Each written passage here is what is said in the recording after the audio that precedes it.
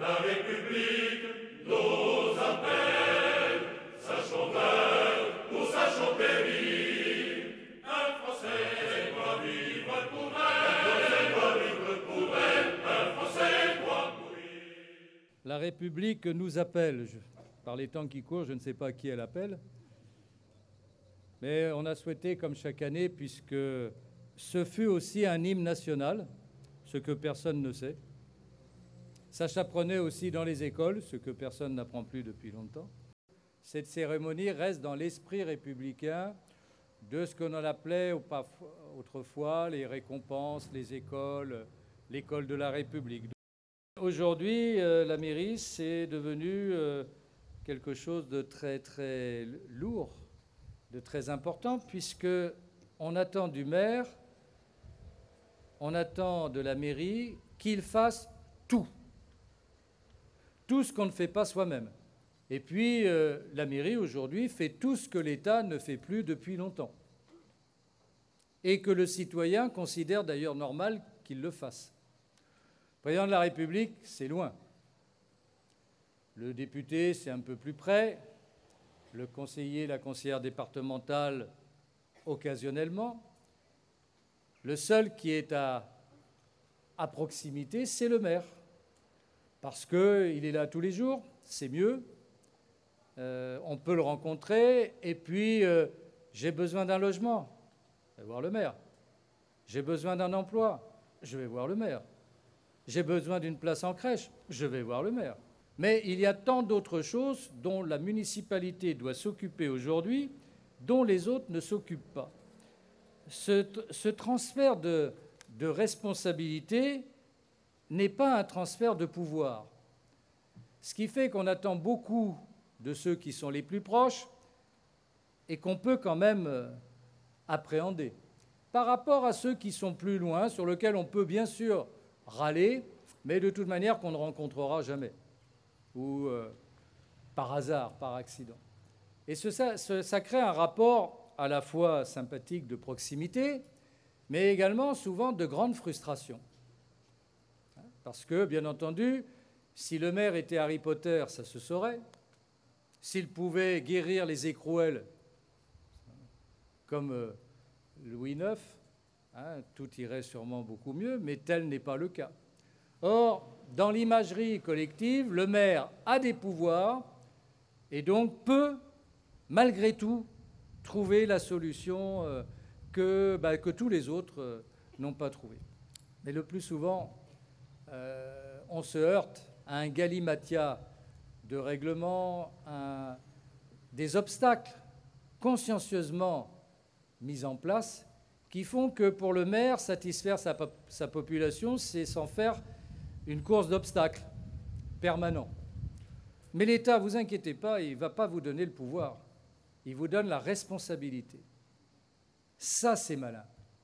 On nous consulte, ce qui est bien aimable, pour savoir si on est d'accord. Et parfois, même si on n'est pas d'accord, ça ne fait rien, on le fait quand même. C'est vous dire. Donc voilà, le transfert de responsabilité pour les élus, c'est ça.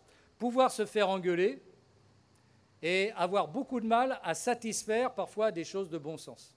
Quand vous n'êtes pas satisfait à la mairie pour le titre d'identité, vous n'en voulez pas au préfet, vous n'en voulez pas au gouvernement, vous n'en voulez qu'à la mairie. Et c'est ça qui est malin. Faire en sorte qu'il y ait désormais une cible pour toutes vos frustrations et vos insatisfactions. La mairie, alors vraiment, Je prends l'école, madame l'inspectrice. L'école de la République, pendant longtemps, c'était l'État qui construisait les écoles primaires. Toutes les écoles anciennes de notre pays, Font-Bertrane par exemple, c'est l'État, c'est le préfet qui a attribué l'argent et les choix des entreprises. La décentralisation a fait que désormais, c'est pour les communes. Et vous croyez que l'État nous transfère quelque chose pour construire les écoles? Zéro. C'est pour le budget communal.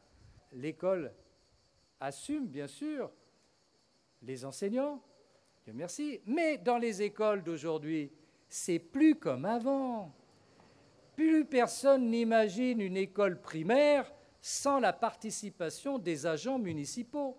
ceux qu'on appelle les ATSEM. Une institutrice, une professeure d'école ou un professeur d'école, si son assistante des écoles maternelles n'est pas là, il se sent désemparé. Aux côtés de la maîtresse ou du prof, il y a un agent municipal. Alors théoriquement, c'est un par groupe scolaire. Nous, on en met un par classe. Je ne vous dis pas le désarroi dès qu'on en a une de chez nous malade. Il faudrait qu'elle soit remplacée immédiatement. Donc, nous participons, et ça a un coût, bien sûr. De la même manière, puisque les enfants vont à l'école, autrefois, ils rentraient à la maison manger. Rares étaient ceux qui mangeaient sur place, etc. C'est développé ce qu'on appelle la restauration scolaire, dont le maire est responsable. D'ailleurs, s'il y a un empoisonnement, c'est de la faute du maire, c'est lui qui fait la cuisine, c'est bien connu. L'administration, d'ailleurs, me l'a écrit, que je risquais 2 ans, dont 6 mois de prison avec sursis. Oui, nous avions acheté des bananes qui ne venaient pas d'Europe, mais qui venaient d'Amérique. Pour des bananes venues hors Europe, il y a un sous-chef de sous-chef qui m'a écrit pour me dire « Monsieur le maire, si ça doit recommencer, je vous déférerai au tribunal » en m'indiquant l'article et la peine que j'encourais. Mais vous ne le croyez pas, ça, bien sûr. Mais nous, on le reçoit. Et il faut avoir un peu de caractère, effectivement, pour ne pas se laisser aplatir, pour pouvoir répondre. Donc, on fait la restauration scolaire, 65 agents, avec la responsabilité du repas, vous vous rendez compte? Bon, tout ça, ça a un coût, d'autant plus que l'enfant, le prix de la cantine, c'est jamais le prix du repas. Le prix du repas, c'est 10 €. Ceux qui ne bénéficient d'aucune aide vont payer 4,30 €, 40 €. Les autres, 1,30 €. Bien sûr qu'on mange à la maison pour 1,30 €. Et puis, pour finir, entre midi et 2, jusque-là, dans le temps, quand on restait, on nous disait allez jouer dans la cour, et puis il y avait quelqu'un qui surveillait, on ne sait pas trop qui, si c'était un prof, etc. Aujourd'hui, non, il y a les agents du périscolaire. Au total, pour le service de l'instruction publique et de la famille, où nous n'enseignons pas, c'est 110 agents. Je dis, Madame l'inspectrice, combien nous sommes ravis de la bonne synergie entre les chefs d'établissement, et je salue le directeur de l'école des Morettes qui est venu ce matin, M. Valiani, mais je salue tous les autres. Nous avons des directeurs, des directrices impliqués, avec un corps enseignant qui l'est aussi, et qui travaille avec nos agents municipaux qui ne le sont pas moins. Et tout ça nous permet de produire un certain nombre de choses qui font que la République se porte plutôt mieux. Nous avons étendu le champ à la petite enfance. Avant, les petits, on se les gardait, on trouvait la grand-mère, mais la grand-mère, elle est partie en Thaïlande se balader, donc c'est pas possible. Et donc, il faut aller à la crèche. Et la crèche, il n'y a jamais suffisamment de places de crèche. Si vous trouvez une commune en France où on peut dire c'est bon, on a de la place, s'il y en a d'autres qui veulent venir d'ailleurs, on les prend. C'est impossible, parce que le coût, malgré l'aide de la caisse d'allocation familiale, le coût est déficitaire. La crèche municipale chez nous, c'est un déficit par an net de 350 000 €. Les parents pensent payer le juste prix. Non, vous ne payez pas le prix. C'est bien pour ça que vous prenez une crèche municipale, parce que le juste prix, vous l'avez dans le privé. Mais pour la commune, pour le contribuable qui n'a pas de gosse, c'est aussi la charge financière, 350 000 net de déficit. Et puis enfin, les gamins, il faut s'en occuper aussi en dehors de l'école. Le centre de loisirs, qu'est-ce que je vais faire de mes gosses pendant les vacances? Mais alors, monsieur le maire, mais excusez-moi, c'est pas moi qui ai fait le gosse. Pourquoi c'est moi qui dois m'en occuper?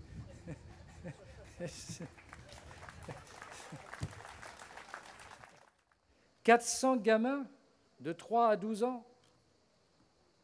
On pourrait en prendre plus, mais les 400 gamins, pour les deux, avec le personnel et tout. Déficit, 600 000 €. Les parents payent, mais ils ne payent pas le prix. Si on continue un peu plus loin, on a connu une époque où dans une circonscription comme la nôtre, adjudant-chef, il y avait la gendarmerie, puis ça suffisait bien. Vous seriez bien en peine s'il n'y avait que la gendarmerie aujourd'hui, hein, vu les moyens qu'on vous donne. Il y avait un garde champêtre. Aujourd'hui, il y a une police municipale. 35 agents, 35 policiers municipaux, plus l'administration, 42. Bilan, 2 millions d'euros. On a quelque chose de l'État? Oui, de temps en temps, on a 10 000 € pour un équipement, des bretelles ou je ne sais pas, des chaussures. Enfin, plus l'équipement qui va avec, 120 caméras sur la commune. Alors évidemment, monsieur le maire, dans le quartier, là, si vous pouvez mettre une caméra, moi je vous conseille de la mettre déjà chez vous, ça sera pas mal, et ça coûtera moins cher. Parce que quand on met une caméra dans un quartier, c'est 30 à 50 000 € la caméra. Ce n'est pas la caméra que j'installe, etc. Parce qu'il y a tout le génie civil qui va avec. Il faut le raccorder à la fibre. Ce n'est pas simplement ça. Donc, chaque année, on en rajoute 4, 5, 3. Hein, mais c'est 100, 150 000 € à chaque fois.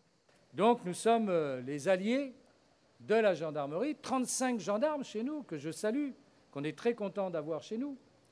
Hein.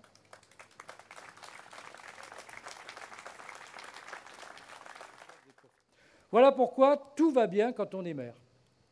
Hein, c'est un défi quotidien, et c'est pour cela que lorsque le mécontentement s'exerce sur les services publics, sur les services municipaux, c'est peut-être le plus grand scandale de notre époque. C'est peut-être le plus infamant, parce que c'est la proximité de chacun. Aller brûler une école, aller brûler une bibliothèque, une médiathèque, demain une crèche. Que fait l'État? Quelle est la réponse? Quels sont les moyens qu'on peut mettre en œuvre? Bon.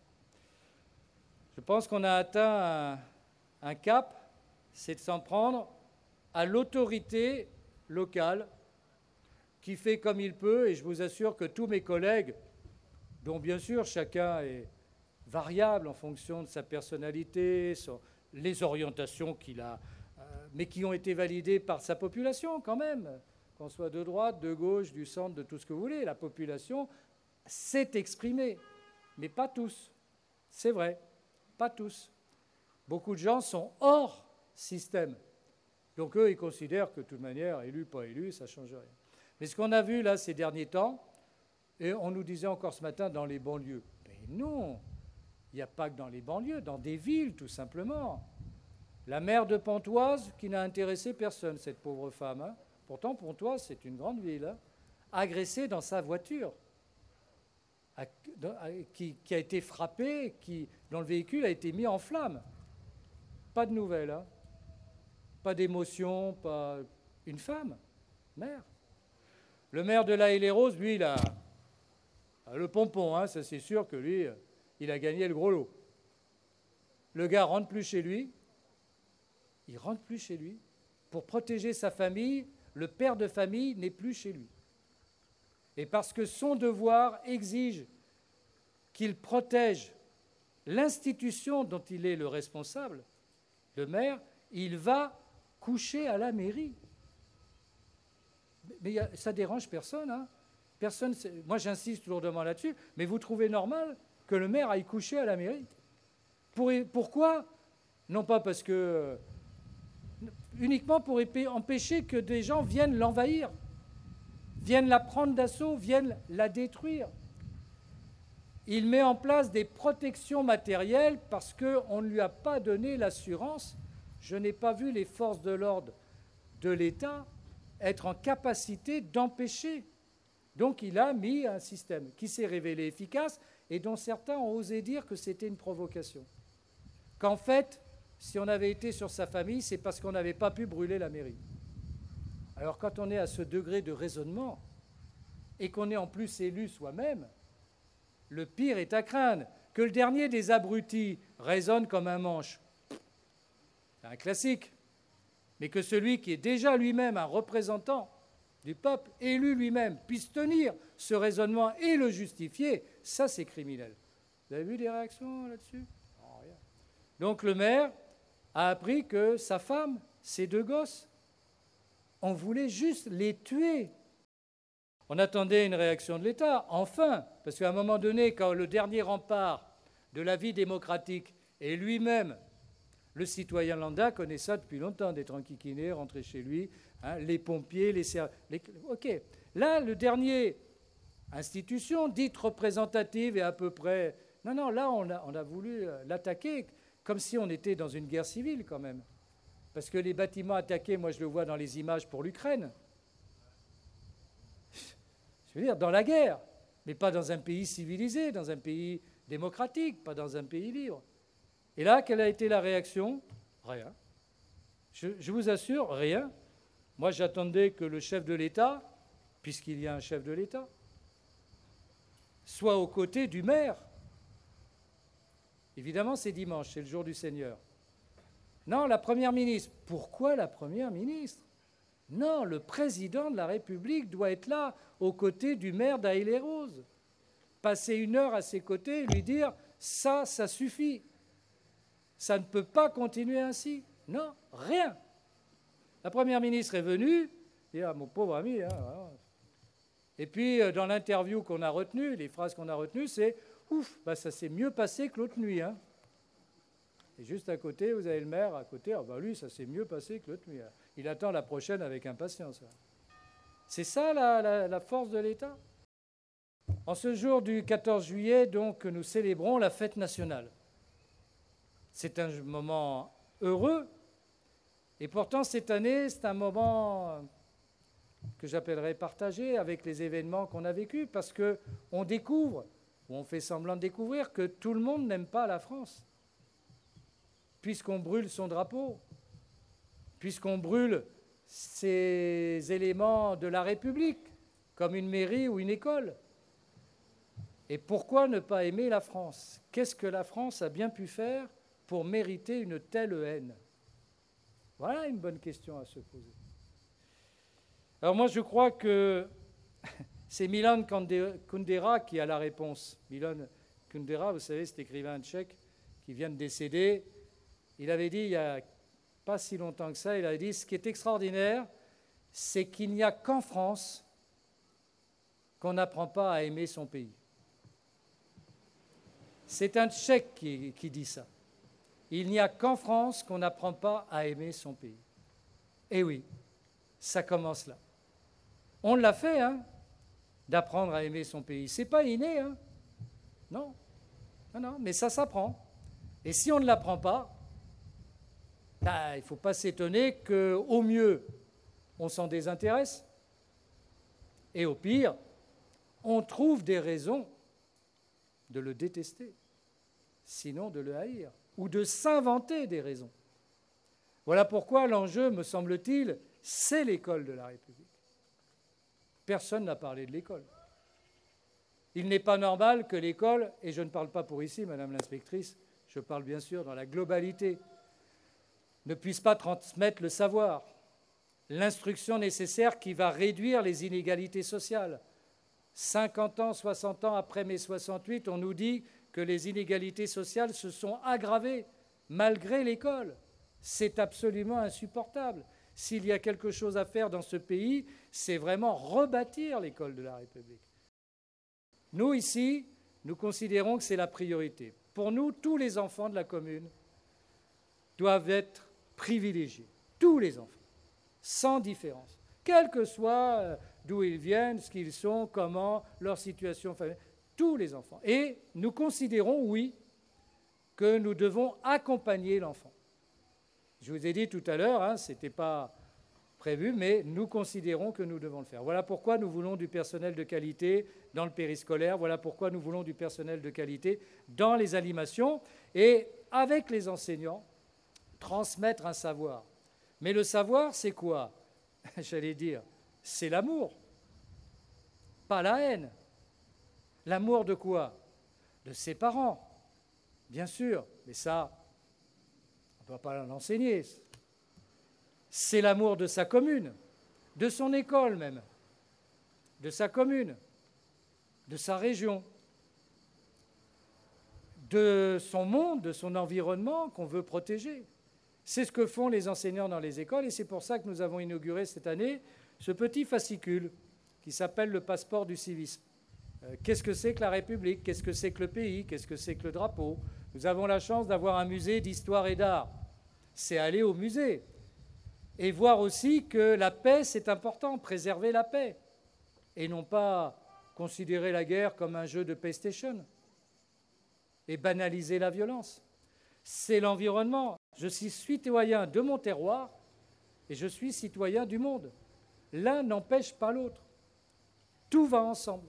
Ce qui compte, c'est de bâtir ensemble. Puisque tu es sur le sol de France, ton devoir, c'est d'aimer la France. Puisque tu es né sur le sol de France, quelles que soient les origines, ton devoir, c'est d'aimer le pays qui t'accueille, qui te donne à manger et qui te donne la liberté que tu n'as pas dans ton pays d'origine. Moi, mon père est roumain. Dans mon placard à la mairie, j'ai un drapeau roumain avec l'emblème communiste enlevé de 1990 que j'ai été prendre à Timișoara 3 mois après la révolution roumaine. Mais il est dans le placard. Mon drapeau, au pied du bureau, c'est le drapeau où mon père a choisi de vivre et où je suis né par hasard. Et mon père m'a toujours dit, ton pays, c'est pas mon pays. Mon pays ne m'a pas permis de vivre libre. Mon pays m'a fait crever de faim. Ton pays, c'est celui qui te donne à manger et qui te donne la liberté. Et c'est celui-là que tu dois aimer et que tu dois défendre. C'est si difficile à dire, ça. Il n'y a personne qui peut le dire à des enfants, à des jeunes. Voilà pourquoi, en ce 14 juillet 2023, dans ce pays qui a été une lumière pour le monde quand même, il est dommage que nous en soyons arrivés presque à en avoir honte, en tout cas pour certains. Oui, nous pouvons être fiers de notre étendard, tellement sont morts pour que nous soyons libres. Notre hymne national, il a été fait dans un contexte qui a accouché de la République et de la Déclaration des droits de l'homme, malgré tous les massacres. Qu'un sang impur abreuve nos sillons, personne ne comprend la phrase, donc c'est pas grave. Je vous rappelle que le sang impur, c'était pour les manants, et le sang pur, le sang bleu, c'était pour les rois. Il y a 2 interprétations sur le sang impur. Soit on dit qu'un sang impur, c'est-à-dire le nôtre, il va abreuver les sillons, mais parce qu'on va bâtir la République, soit ça sera celui des nobles qu'on va répandre, et c'est le leur qui est impur. Mais il faut que vous sachiez, les jeunes, c'est que notre hymne, il est l'hymne de la liberté. On l'a chanté sur toutes les barricades du monde. Les peuples ont conquis leur liberté avec notre chant patriotique. Et nous, on n'oserait pas le chanter. Je voudrais finir sur une phrase. Je l'ai eue hier soir par Facebook, vous voyez que ça a son intérêt. C'est une dame de Roumanie qui correspond avec moi parce qu'elle est du village où est né mon père. Cette dame s'appelle Laura et elle envoie ça sur le post Facebook. La France, le pays qui a inspiré la démocratie, la liberté, la culture, les droits des nations et des peuples. Liberté, égalité, fraternité, devancer la devise de la République et à mettre en valeur les valeurs universelles qu'elle incarne et dont de nombreuses démocraties occidentales se sont inspirées lorsqu'elles ont établi leur constitution. Voilà, quelqu'un en Roumanie, au fin fond d'un village de 400 habitants, pas très loin de l'ex-frontière yougoslave, sur Facebook, parce que c'est le 14 juillet, envoie un post et elle dit ceci. La France, le pays qui a inspiré la démocratie, la liberté, la culture, les droits des nations et des peuples. Et nous devrions avoir honte de cela? Bien sûr que non. La fierté n'est pas l'exclusion. La fierté n'est pas l'appropriation unique. La fierté du partage de nos valeurs en nous disant que c'est formidable que nous puissions, dans le monde, partager des valeurs universelles que nous avons incarnées mais que nous devons aujourd'hui encore mériter. Voilà, mesdames et messieurs, je vous remercie de votre présence. Ce 14 juillet n'est pas comme les autres. Nous n'avons pas voulu être devant la mairie avec nos écharpes pendant 5 minutes sur le coup de midi. Nous avons voulu marquer les choses ce 14 juillet. J'ai voulu vous dire un certain nombre de choses que j'ai au fond du cœur et qui inspirent mon action quotidienne. Et je voudrais que vous soyez conscients du fait que nous travaillons pour le bien commun. Et que si ça ne vous paraît pas toujours évident, bien sûr qu'il faut nous le demander, il faut nous demander les explications, mais nous faisons pour le bien commun. Et ce que nous avons besoin, c'est de la confiance a priori. Pas pour toujours, mais a priori, que nous travaillons pour le bien collectif et que, bien sûr, nous nous devons de mériter votre confiance. C'est cela, la République, telle que nous devons la concevoir. Liberté, égalité, mais surtout, surtout, surtout, surtout, fraternité. Vive la République, vive la France.